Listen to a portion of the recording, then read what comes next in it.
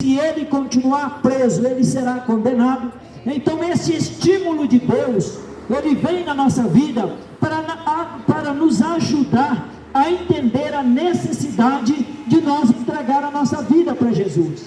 E a partir do momento que essa palavra chega no teu ouvido, é um estímulo de Deus para dizer para você, apesar de você pensar que está tudo bem, apesar de você pensar que não quer nada com religião, apesar de você pensar que religião é coisa de pessoas que só querem o seu dinheiro, apesar de você ver tanta coisa errada em nome de religiões, eu quero dizer para você que independente disso tudo, existe um plano de Deus em andamento, e este plano é fiel e verdadeiro, independente da forma que muitas religiões conduzir a palavra de Deus ela é santa, a palavra de Deus ela é pura, a palavra de Deus ela é verdade, a palavra de Deus ela permanece intacta, e pelo que nós olhamos para essa terra, de acordo com a palavra de Deus, que fala a respeito do tempo do fim, a Bíblia fala que por fim dos tempos, haveria fome, peste, guerra, terremotos, maremotos,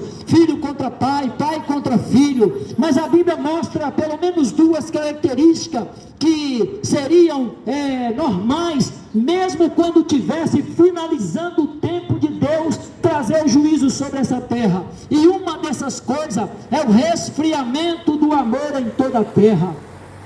Você que acompanha os noticiários, você deve ver que nunca se ouviu falar de um tempo de coisas tão bárbaras nas notícias como está acontecendo hoje. Você vê hoje por nada, pai mata filho, filho mata pais, você vê a corrupção como está, você vê que o amor da terra está se esfriando. Hoje as pessoas já não têm mais um sentimento como tinha há poucos anos atrás, mas isso tudo faz parte do cumprimento da palavra que Deus fala, que nos últimos dias o amor da terra esfriaria. E este sinal que a Bíblia fala que o amor esfriaria, glória a Deus, e este amor que a Bíblia fala que nos últimos dias esfriaria, é um dos últimos sinais que a Bíblia mostra que será, que vai marcar o tempo mesmo da chegada do fim. O outro sinal que a gente vê a Bíblia mostrando é a palavra de Deus ser tão banalizada como está sendo hoje. Você vê hoje que as pessoas não têm temor em falar mal de Deus, as pessoas não têm temor de blasfemar contra Deus. Estamos vendo tempo de pessoas que olham para o céu e falam mal de Deus como se Deus fosse do tamanho dele. Nós estamos vendo um tempo de pessoas de coração tão duro, que está pisando na terra que Deus criou, respirando o ar que Deus criou, comendo dos frutos que Deus criou, e ainda assim blasfemam de Deus, falam mal de Deus, não querem saber de Deus. Tudo isso está marcando o tempo do fim. Por isso, nós vemos que essa palavra que nós estamos pregando, ela está percorrendo a terra como estímulo de Deus, ainda para acordar aquele que quiser se livrar da ira que Deus há de se manifestar sobre essa terra. Sabe por quê? Porque a terra ela pode se corromper a tal ponto de se transformar num lamaçal de pecado, mas independente da sujeira que essa terra está se transformando, a Bíblia compara que a verdadeira igreja do Senhor, aqueles que têm o nome escrito no livro da vida, a Bíblia compara como se fosse uma noiva vestida de branco. E essa noiva vestida de branco, ela caminha no meio desse mundo, mesmo esse mundo tomado pelo lamaçal de pecado. O lamaçal de pecado desse mundo não pode sujar as vestes dessa noiva, mas é a presença dessa noiva que limpa a sujeira por onde passa. Porque este mundo está contaminado pela lepra do pecado, mas a igreja ela não é contaminada pela lepra do mundo, mas onde está a igreja, a lepra do mundo é curada pelo poder de Deus. Sabe por quê? Porque independente do mundo entrar num caos moral, espiritual, econômico, político e social, a igreja ela está caminhando debaixo da proteção de Deus, ela está caminhando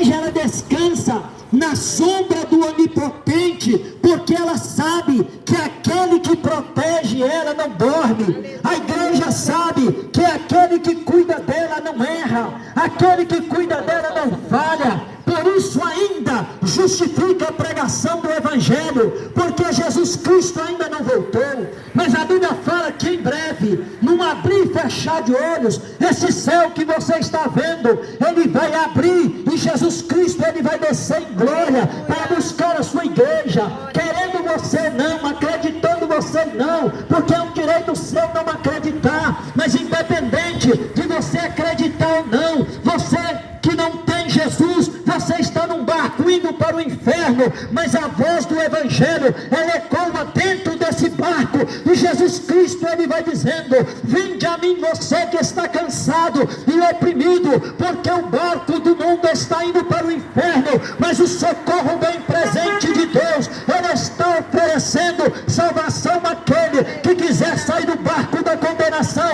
enquanto é tempo.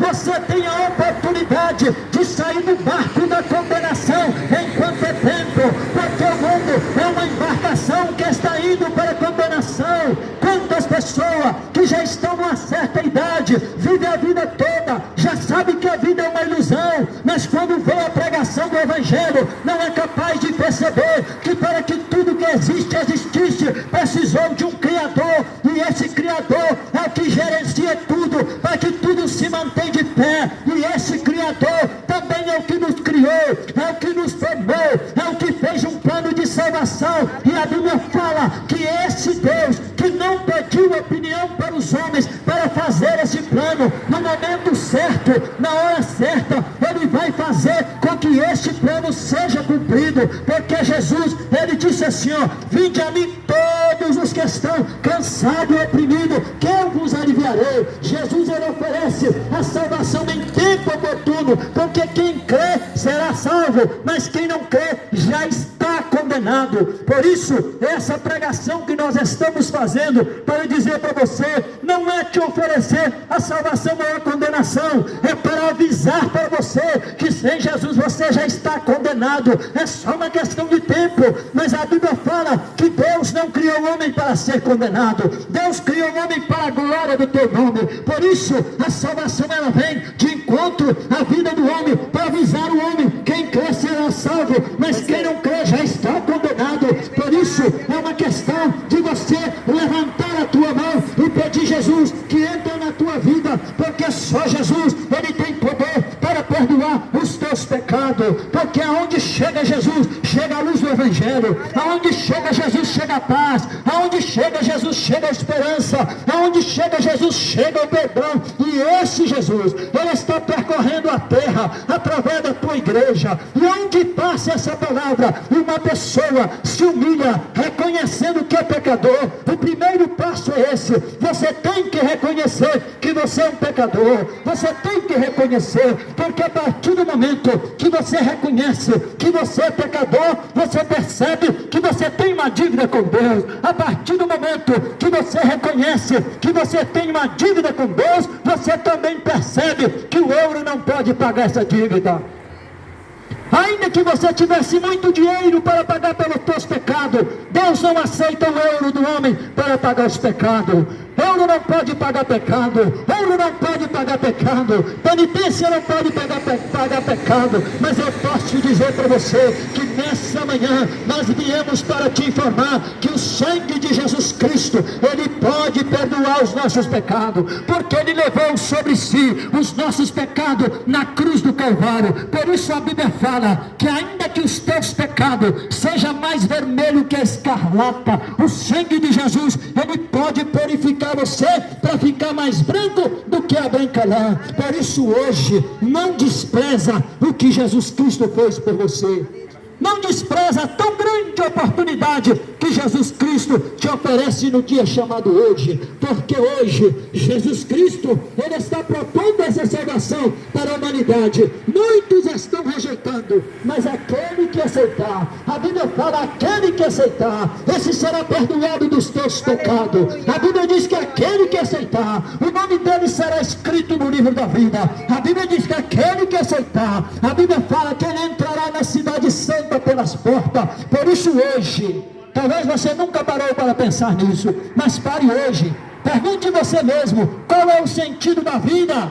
Pensa a Deus, porque a Bíblia diz que é só o Espírito de Deus que convence o homem do pecado, da justiça e do juízo de Deus. Porque a partir do momento que você disser, Senhor, eu quero entender o plano da vida, Deus vai fazer com que o Espírito dele venha de encontro à tua vida para mostrar para você que é um pecador.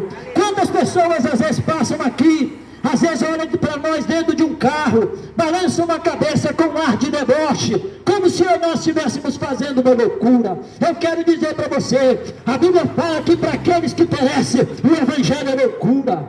Sabe por quê? Porque o homem, enquanto ele está tendo uma terra firme para pisar, enquanto ele está tendo comida para comer, enquanto ele tem dinheiro no banco, ele pensa que ele não precisa de Deus. Mas eu digo para você, um dia quando a morte bater na tua porta e chamar você vai ter uma grande decepção, porque a Bíblia fala que o teu corpo vai descer para a sepultura, mas o teu espírito será levado para Deus para julgamento. Aí o homem vai perceber a burrada que fez viver sem Jesus enquanto estava nessa terra. Por isso hoje, humilha-te na presença do teu Criador, clama por misericórdia para Jesus perdoar os teus pecados. Nós vamos neste momento estar fazendo uma oração. Se tiver alguém que nos ouviu, que deseja entregar a tua vida para Jesus, vem cá que nós vamos orar por você. Louvado seja o nome do Senhor Jesus. Se não tem, que Deus em Cristo Jesus te abençoe. Mas onde você estiver também, você pode fazer uma oração entregando a tua vida para Jesus. Porque o Jesus que nós estamos pregando, ele não é um Jesus de massa pendurado numa parede. O Jesus que nós estamos falando dele, ele está ouvindo aí, os teus pensamentos mais alto do que o som dessa caixa. Por isso, se nesse momento você reconhecê-lo como Salvador, ele vai te ajudar, ele vai colocar um estímulo no teu coração, para você se levantar, para você acordar, e para você perceber que ainda há tempo de salvação. Louvado seja o nome do Senhor Jesus. Senhor Deus, eterno Pai celestial, neste momento, ó Deus, pela tua bondade, a tua graça e a tua misericórdia, nós chegamos, Senhor, ao final desse trabalho, agradecido, Senhor, pela oportunidade que o Senhor nos deu de estar aqui, para anunciar a grandeza do teu amor, insondável, incalculável, um amor que nós não merecemos, não somos dignos, Senhor, ó Pai, de pregar. Meu Deus, mas o Senhor, pela tua infinita misericórdia, trouxe a informação deste amor para nós, e hoje nós estamos aqui espalhando essa palavra.